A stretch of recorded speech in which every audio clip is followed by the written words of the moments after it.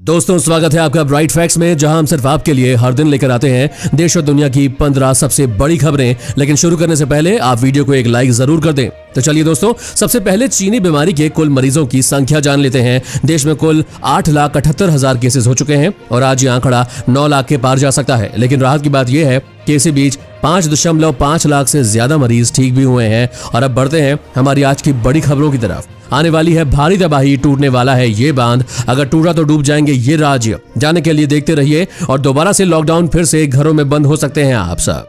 सोचिए क्या होगा दोस्तों। साथ ही जानिए भारत के बाद अब अमेरिका भी टिकटॉक को करने जा रहा है बंद। चीन के उड़े होश आगे देखेंगे दोस्तों। बच्चन परिवार में इस इंसान ने फैलाई चीनी बीमारी, लग गया पता, अमिताभ को आया बहुत गुस्सा। और अगले 24 घंटों में 7 राज्यों में होने वाली है भारी बारिश। कहीं आपका राज्य तो इनमें से एक नहीं। अब जान लीजिए दोस्तों, सभी खबरों की जानकारी लेने के लिए वीडियो को देखते रहिए। दोस्तों इससे पहले वीडियो को बनाने में मुझे बहुत मेहनत लगती है और इस मेहनत के लिए वीडियो को आप एक छोटा सा लाइक जरूर कर दें। चलिए फटाफट से ले चलते हैं आपको हमारी आज की सबसे पहली खबर की तरफ। एक भयंकर तबाही मचने वाली है, बांध टूटने से हो सकता है बहुत ज्यादा नुकसान। दोस्तों नेपाल के पहाड़ी क्षेत्रों में लगातार हो रही बारिश से कोसी, कमला समेत कई नदियों का जल स्तर बढ़ता जा रहा है, जिससे कोसी के पश्चिम बांध टूटने का खतरा भी पैदा हो गया है। अगर ऐसा हुआ तो बिहार में बाढ़ भारी तबाही मचा सकती है। वहीं नेपाल ने बाढ़ के लिए भी भारत को ही कोसना शुरू कर दिया है। जबकि हाल ही में बिहार के जल संसाधन मंत्री संजय झा का बयान सामने आया था कि नेपाल की ओर से बांधों की मरम्मत को लेकर सहयोग नहीं किया जा रहा। नेपाली मीडिया रिपोर्ट्स के मुताबिक सप्तकोश के पहाड़ी क्षेत्र में लगातार हो रही बारिश से सुनसरी और सप्तरी में कोसी का पश्चिमी बांध टूटने का जोखिम बढ़ गया है। बता दें कि ये जिले बिहार सीमा से लगे हुए हैं। अगर बांध टूटता है तो बिहार में बाढ़ से भारी तबाही मचेगी। और अब जानिए दोबारा से लॉकडाउन के है आसार, फिर से घरों में बंद हो सकते हैं आप सब। जी हाँ दोस्तों, देश के कई शहरों में एक बार फिर से लॉकडाउन लागू किया जा सकता है और कुछ में तो ऑलरेडी किया भी जा चुका है। देश में जहां महामारी संक्रमण के मामले 8.5 लाख के करीब पहुंच गए हैं, वहीं आने वाले दिनों में बेंगलुरु और पुणे समेत कई शहरों के अधिकारी अलग अलग अवधियों के लिए लॉकडाउन लागू करने की तैयारी कर रहे हैं। लेकिन वहीं राजधानी दिल्ली में स्थिति में कुछ सुधार दिखाई दिया है। दिल्ली में रविवार को महामारी के मामलों में संख्या लगातार दूसरे दिन 2000 से कम रही। वहीं महाराष्ट्र में रविवार को संक्रमण के 7,827 नए मामले सामने आए, जिसके साथ ही राज्य में संक्रमितों की संख्या बढ़कर 2,54,427 तक पहुंच गई है। उत्तर प्रदेश सरकार ने सप्ताह में शनिवार और रविवार को पूरे राज्य में कड़ी पाबंदियां लागू करने का फैसला किया है। इससे पहले कर्नाटक और तमिलनाडु ने रविवार का लॉकडाउन लगा रखा है। असम, अरुणाचल प्रदेश, मेघालय और बिहार जैसे राज्यों ने अलग अलग अवधियों में लॉकडाउन की घोषणा की है। दोस्तों लॉकडाउन फिर से लगना चाहिए या नहीं, अपना जवाब हमें यस या नो में जरूर बताएं। दोस्तों इस चैनल पर हम आपको देश और दुनिया भर की सबसे बड़ी खबरें सबसे पहले और हर दिन बताते हैं। अगर आपको भी ये खबरें अपने मोबाइल फोन पर हर दिन चाहिए तो चैनल को नीचे दिए गए इस लाल बटन को दबाकर सब्सक्राइब कर दें और साथ ही साइड में दिए गए इस घंटे के बटन को दबाकर ऑल पर क्लिक कर दें। और अब चलते हैं अगली खबर की तरफ। भारत के बाद अब अमेरिका भी टिकटॉक को करने जा रहा है बंद। जानिए क्या है पूरा मामला। दोस्तों एक बड़ी खबर अमेरिका से आ रही है, जिसने चीन की मुश्किलें बढ़ा दी है और ड्रैगन के माथे पर चिंता के बल दे दिए हैं। खबर है कि भारत के बाद अब अमेरिका ने भी चाइनीज ऐप बैन करने की रणनीति बना ली है और भविष्य में ऐसा हो सकता है, इसके संकेत खुद अमेरिका के विदेश मंत्री माइक पोम्पियो ने दिए हैं। पोम्पियो ने बीते दिन दिए अपने एक इंटरव्यू में इस बात को स्वीकारा है कि अमेरिका टिकटॉक समेत चीन के सभी सोशल मीडिया ऐप को बैन करने के बारे में गंभीरता से विचार कर रहा है। अमेरिका का मानना है कि टिकटॉक जैसे चाइनीज ऐप से अमेरिका की राष्ट्रीय सुरक्षा को खतरा है। वहीं अमेरिका के इस फैसले की एक बड़ी वजह हांगकांग और महामारी भी है। इस वीडियो को देखते रहिए दोस्तों, क्योंकि आगे आने वाला है अमेरिका ने बनाया अपने आप सैनिटाइज होने वाला मास्क। जानिए क्या होगी इसकी कीमत। उससे पहले जानिए बच्चन परिवार में इस इंसान ने फैलाई चीनी बीमारी, लग गया पता। दोस्तों बच्चन फैमिली में अमिताभ बच्चन, अभिषेक बच्चन, ऐश्वर्या राय बच्चन और उनकी बेटी आराध्या बच्चन चीनी बीमारी में पॉजिटिव पाए गए।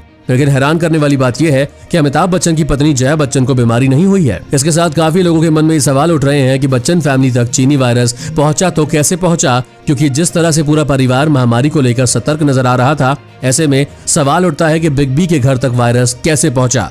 खबरों की माने तो बच्चन परिवार में अभिषेक इकलौते ऐसे इंसान हैं जो महामारी के समय घर से बाहर निकले हैं। अभिषेक बच्चन लंबे समय से अपनी वेब सीरीज ब्रीड 2 की तैयारी कर रहे थे। ऐसे में उनका घर से निकलना भी हो रहा था। सीनियर और जूनियर बच्चन के पॉजिटिव पाए जाने के कुछ समय बाद के लिए उस स्टूडियो को एहतियात के तौर पर बंद कर दिया गया है, जहां एक्टर ने इस सीरीज के लिए डबिंग की थी। अब जानिए अगले 24 घंटे में 7 राज्यों में होने वाली है भारी बारिश। कहीं आपका राज्य तो इनमें से नहीं है एक। दोस्तों अगले 24 घंटे के दौरान उप हिमालयी पश्चिम बंगाल, सिक्किम, असम, मेघालय, हिमाचल प्रदेश, पूर्वी उत्तर प्रदेश और तटीय कर्नाटक में मध्यम से भारी बारिश जारी रहेगी।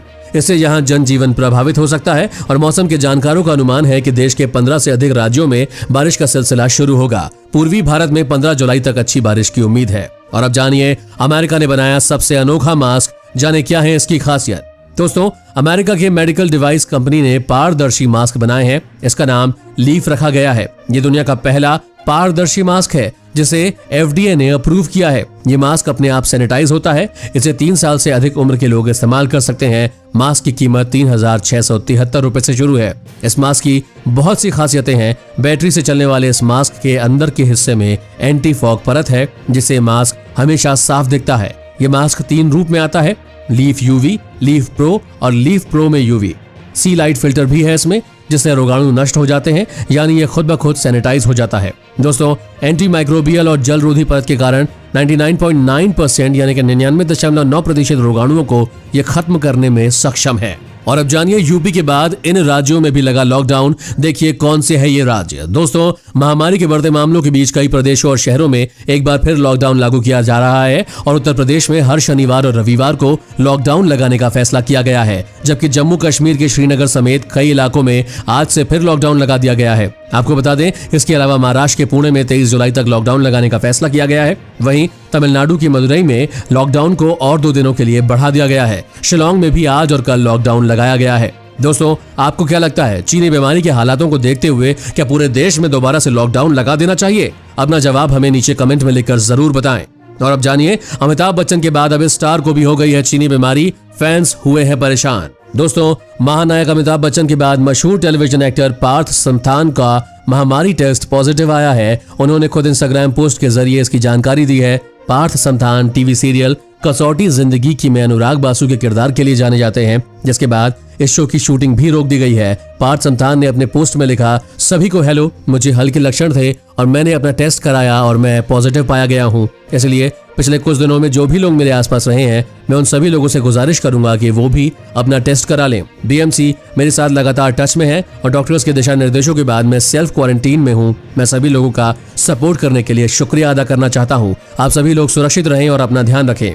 पार्थ के पॉजिटिव होने की खबर ने छोटे पर्दे पर काम कर रहे सितारों को भी सदमे में ला दिया है। सभी पार्थ के सही होने की दुआ कर रहे हैं। इसी के साथ आगे देखेंगे दोस्तों, रेलवे में चल रही है बम्पर भर्ती। अभी करें आवेदन, कहीं मौका निकल न जाए। और उससे पहले महामारी से बचना है तो खाए ये चीज, आपका कुछ भी नहीं बिगाड़ पाएगा कोरोना। दोस्तों महामारी की चपेट में आने से बचने का सबसे अच्छा उपाय है इम्यूनिटी को मजबूत करना। अगर हमारे शरीर का इम्यून सिस्टम मजबूत होगा तो वो शरीर को किसी भी महामारी की चपेट में आने से बचा लेगा। इम्यून सिस्टम को मजबूत करने के लिए जरूरी है खान पान का ध्यान रखना। आज हम आपको कुछ ऐसे फलों के बारे में बताएंगे जिन्हें खाकर आपके शरीर की रोग प्रतिरोधक क्षमता बढ़ेगी। ये वह फल हैं जिनमें विटामिन सी मौजूद है और विटामिन सी वाले फल इम्यूनिटी बूस्ट करने का काम करते हैं। इसलिए ऐसे फलों का सेवन जरूर करें जिसमें विटामिन सी प्रचुर मात्रा में मौजूद हो, जैसे कीवी, पपीता, स्ट्रॉबेरी, अनानास, अमरूद विटामिन सी से भरपूर होते हैं।